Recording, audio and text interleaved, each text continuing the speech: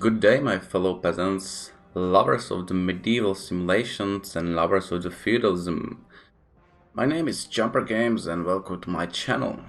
Today I prepared a short video about some basics, tips and tricks for the Mountain Blade Bannerlord, which came out a few days ago on Steam. Currently it's in early access. The current version is 1.0.8 and the devs are trying really hard to improve the gameplay. They are working on fixing the bugs and the glitches and the game quitting out of no reason, right?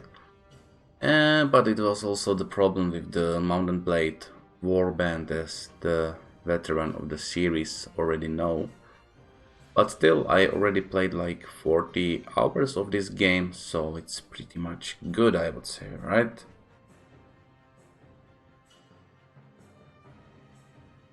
So first of all, I will start with the factions. There is in total 6 factions in the game, and in the game itself they are divided into 8 kingdoms. So let's start with the Vlandians, which is probably the #1 choice for the fighting-oriented players as myself, because they have the 20% more upgrade XP to troops from the battles, so you are able to get a high tier troops more quickly than the others through the battles. The other one are the Stargents, the northerners from the north of the continent, like the Swedish and Norwegian Vikings in Europe, where the Vlandians are more like Central Europe knights, and their bonus is less speed penalty on snow, which can be only used up north. The third option is the Empire, which is probably the second most intriguing one, and the bonus is 20% construction speed to town projects. I also believe it's for the castles itself, and the wall repairs in the castles and cities, and the quicker construction of siege engines. And another faction are the Aserai, which are the nomadic tribes from the Lhasa desert on the south of the continent, which are symbolizing the North Africa countries. And this is a good option for the traders. The caravans are 30% cheaper to build. That means like instead of 15k, it's like 11 or 12k, and also 10% less trade penalty. So really a good one for the trading oriented players. And yeah, now we have the Khuzaids, which live the nomadic life as Mongolian hordes of Genghis Khan in medieval Europe, and they have a bonus for the civilization, which joins with the horses, so they have extra speed bonus for the horsemen on campaign map. And the last ones are Bethanians, pretty much the same as Stargents. Also, they just replaced the snow with the forest. But this one is more useful than the snow because forest covers much more land than the snow itself. But yeah, myself I will go with the Vlandians because I'm much more oriented for the fighting than the trading itself. Alright, so on another page you are able to choose your family history and your history itself, and it's all for the for the focus point to put to these certain skills. So we are starting with engineering, which is used for quicker sieges and building of siege machines. Then we have medicine for quicker healing of yourself and your army, and steward, which is really important because the more you have, the bigger army you can have. Then we have the charm, which can be used for persuading of the others. Then the leadership, which inspire the morale of your army, your parties from your companions, and the army you can build itself from the kingdom page in the game. And then it's the trait, which is pretty much simple as it is. So it's trade, so we will make more money. Then we have the rogues here, for the characters who likes to play it shady, and renegades, right? And then it's the tactics, which lets you, I believe, to have more success in automatic battles when you need to grind a little bit. Then it's the scouting, which is supposed to explore more further on the world map from your position. Then the really important thing is the riding. You spend a lot of time on your horse, so I suggest to put a lot of focus points in that. And the same one is the athletics. Also, you don't spend that much time on your foot than on your horse. And a new feature in this game is the smithing, or smithing, right? So yeah, you can forge weapons or you can smelt down the weapons. Then the fighting itself, then there is the throwing of rocks, the knives and the javelins, then the crossbow, good for sieges, and the universal bow, which is pretty much really favorite among the players. Then one-handed blades, maces and axes. And then also the two-handed OP, which I am using. And the last one are the pole arms, like spears and staffs and lances for the horsemen. So now you are able to choose from the options on the right, which will decide who your parents were and where your focus points will go. You will get another focus point on each new level you will gain, and once every each third level, you will get a point so you can enhance your core stats like vigor, control, endurance, and so on. So yeah, once you have figured out how you want to play this game, you'll continue through the choices of your family and your brother, Nogant, and then you are able to continue to the overview where you can choose your name. And later in the game you are able to create your own banner to be a noble. I highly suggest with the difficulty go for at least easy option, not very easy, because then the game will be really easy, so go for at least easy. Then you are able to enable death, which means permadeath for you and your companions if you are to die in the battle. And also you are able to put auto allocate clan member perks, so you don't need to take care about their skills and perks. Alright, so you start on the training grounds with your brother Nogant, and he will inform you that your brother and sister were kidnapped by the slavers, but this part of the quest is not yet finished in the early access. So in the training grounds you are able to train with the melee weapons, the horse riding and the horse fighting, and you are also able to train the bow, the crossbow and the throwable weapons. So if you didn't play the game before or need to remind yourself, I highly suggest to do the training, which I will do not. You'll have small plot of the story, and then you are thrown in the big continent of Caldaria. So we can see 8 different kingdoms, and it's all part of 6 different factions. The world is divided between villages, castles, and the town, the cities. So each of the castles usually have 2 villages, each of the city usually have 3 of them. So the more your village prosper, the more the city or castle prosper, and then you get more money from the taxes and you will avoid rebellions. Now let's move to another part to explain main quest a little bit, which I saw on the internet that a lot of people are asking about. So pretty much in the tutorial, in the prologue, you will gain an item called Neretz's Folly, which is made of bronze and artifact, which is part of the banner of last emperor, the Neretzes, and empire of his just fall apart into 3 different ones, in the northern, southern, and the western. Basically, there are 8 kingdoms, so you need to speak with 10 nobles who knows about the last battle of the emperor.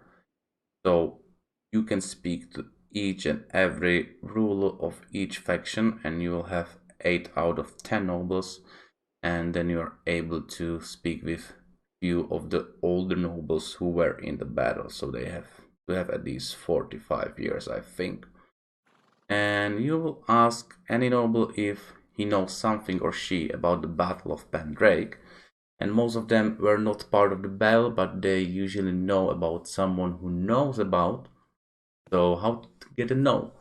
You will get a name, you will click on the name, and that will get you on the encyclopedia page of that character, where you can see the description of the character itself, age, the friends, the enemies, the family, his or her skills and traits which are above. And we can see this guy Lucan is the ruler of the Northern Empire.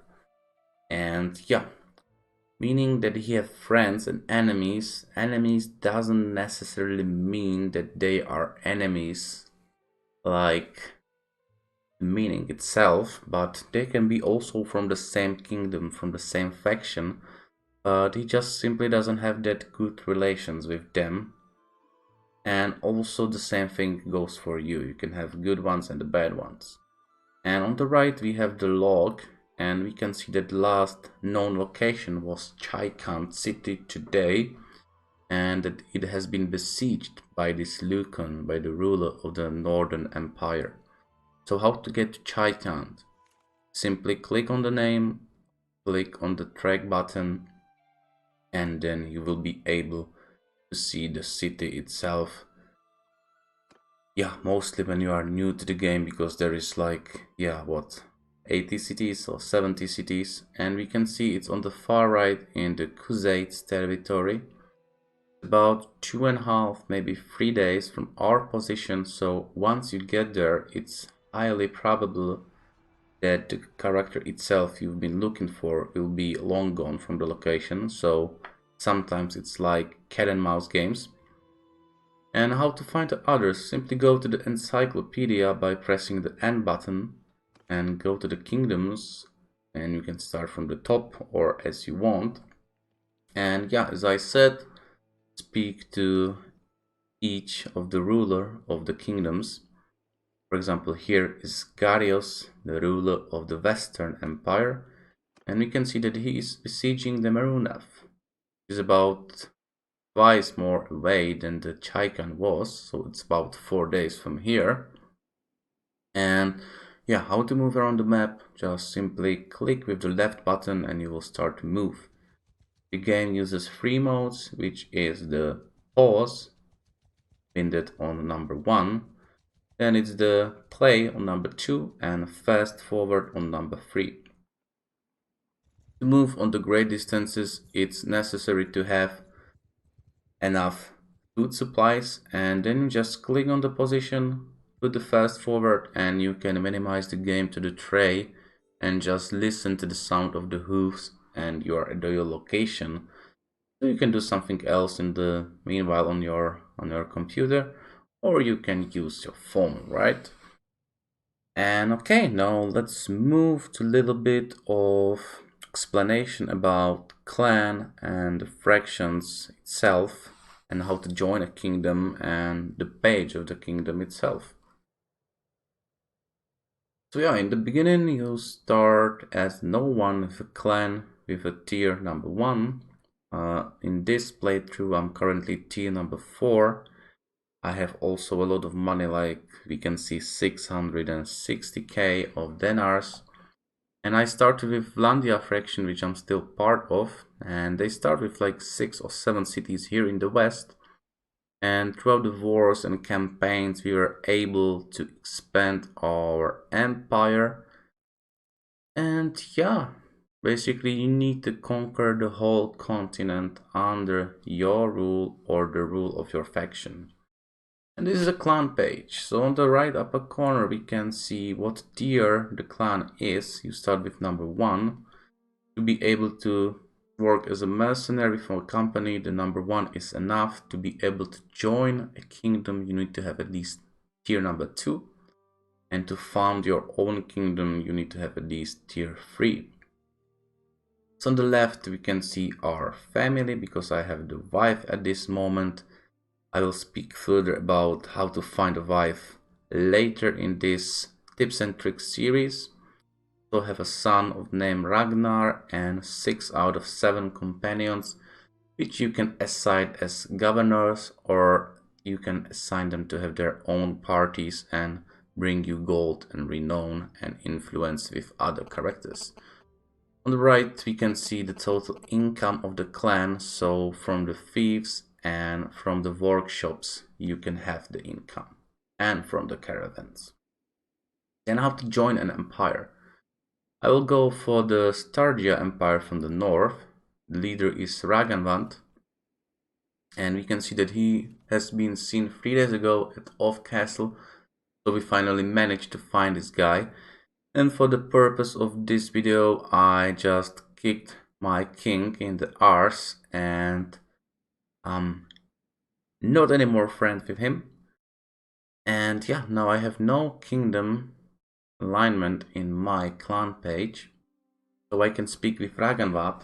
But because I've been a bad boy, I'm not able to join his service at the moment, because we have 2 bad relations with each other, because I've been killing his nobles. Yeah, bad guy. And yeah, so the first option is for the mercenaries if you are on clan tier number 1, and the second one is to be able to join as a nobleman for the empire you desire, and to be able to gain thieves. Yeah, so that pretty much sums up how to join a kingdom. Now let's take a look about the kingdom page itself, what data you can see there. So yeah, leave this guy over here. And yeah, this is the kingdom page of Kingdom Vlandia. The leader is King Dertet. And yeah, we can see the clans, how many of them are there, how many influence they have, which is the currency of the kingdom, how many members, and how many thieves. Then we move to the thieves itself. You can see who the owner is, how big the prosperity is, and how many defenders are in each castle and city. This information you can only see in your kingdom, not the others. Then we have the policies page and the laws. So each of the policies which are active at the moment have been brought up to vote by some other nobles or the king itself. So you are able to vote about every law which is supposed to be acknowledged. And of course, if the policy is not popular, the current support, for example, for cantons is 54%. So you are able to do a disavow and try to vote about banning that policy. And you can do the same with policies which are not active at the moment. So there is no problem with that. And for all of these manipulations, you are using your influence, which you gain the same as the renown. So by battling, by tournaments, by defending, by besieging. For example, in here, we will try to gain this castle for ourselves, but as we can see, only 2 nobles are backing up. The opponent was backed up by 4 of them. And we can see the sigil of the king that he assigned this castle to the other noble. Sometimes even you besiege a castle yourself, you are not able to have this castle because the king is the one who decides. And sometimes you can even own a castle you've been not taking part in the siege of. But yeah, that's how it works in this feudal system. Then we have the armies, so you're able to create a new army which consists of your party, and then you are able to recruit other nobles' parties. But the hot tip is to have a wife or a husband, and your companions, which you can hire up in taverns in the cities.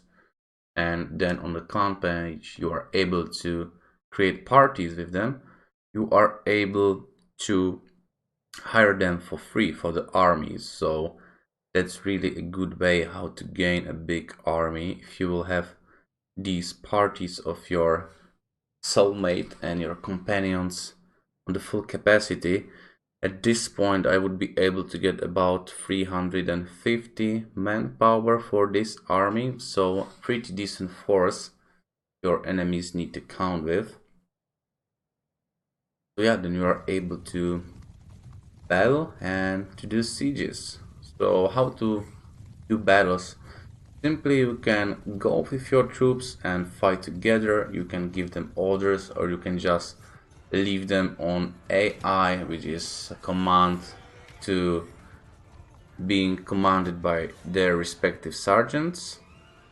Or you can use automatic battles, which I will speak more in another video. Then we can see the siege page or siege screen. At the beginning of each siege, you need to build a siege camp, which usually takes at least 1 day. And you are able to build up to 4 sieging machines, which are consisting of ballistas, rangers, and trebuchets. Then you are able to build a battling ram and a siege tower. Then of course there is a huge role of morale of your troops and how many food do you have. For example, in here we can see that enemy have 177 troops inside of a castle. But it is decreasing down because they have 0 food left. So this is also a way how to win a castle or a city in this case, but mostly it requires a lot of time, and during that time you are still vulnerable, because if some of the enemy big army marches in, you need to either abandon the siege or fight them, which can really cut your troops to the half or completely wipe you out. So most of the time it's better to just lead an assault as soon as possible.